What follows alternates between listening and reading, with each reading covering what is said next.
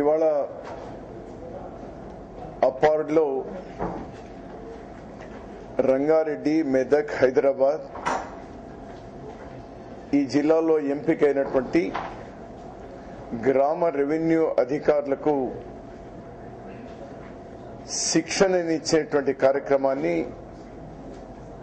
నేను, సిసిఎల్ఏ గారు, mini Mathews గారు, ఈ అపార్డ్ డైరెక్టర్ జనరల్ చంద్రమౌళి గారు ప్రారంభం చేసినాం.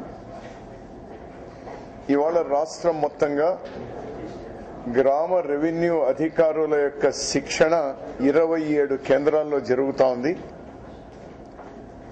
అదేవిధంగా గ్రామ రెవెన్యూ సహాయకులు VRAలు వారికి సంబంధించి ఇదే రోజు 122 కేంద్రాల్లో శిక్షణ ప్రారంభమైంది. వెరసి 7200 మందికి సంబంధించినటువంటి ట్రైనింగ్ ఈ రోజు రాష్ట్రం మొత్తంగా ప్రారంభమైంది. VRAలకు సంబంధించి ఒక వారం రోజులు, VROలకు సంబంధించి 13 రోజులు ఈ శిక్షణ జరుగుతుంది. దీని మొత్తం అపార్డ్ వాళ్ళు నిష్ఠాతులతో దాదాపు 250 మంది అనుభవం గడించినటువంటి వారితో ఈ శిక్షణ ఇచ్చేటువంటి కార్యక్రమం జరుగుతోంది.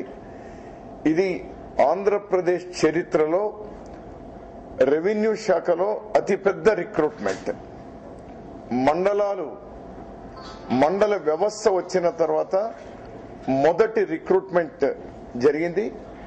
వీరందరికీ కూడా ట్రైనింగ్ పూర్తి అయిన తర్వాత వీళ్ళందరినీ హైదరాబాద్కు ఒకసారి పిలిపించి ఒకరోజు ఓరియంటేషన్, ముఖ్యమంత్రి గారు మిగిలినటువంటి అనుభవం గడించినటువంటి మంత్రులు, అధికారులతో వాళ్ళకు ఓరియంటేషన్ ఇప్పించి, మా లక్ష్యం ఒకటే, గ్రామీణ వ్యవస్థను పటిష్టం చేయాలి.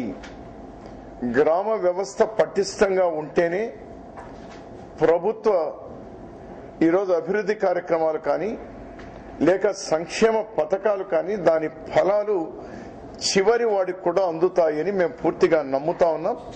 అందుకోసమే ఒక కీలకమైనటువంటి పోస్టు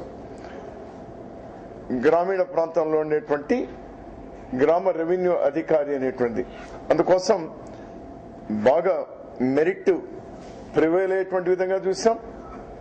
పారదర్శకమైనటువంటి విధానాన్ని అవలంబించి ఈ రిక్రూట్మెంట్ జరిగేటువంటి విధంగా చూసాం.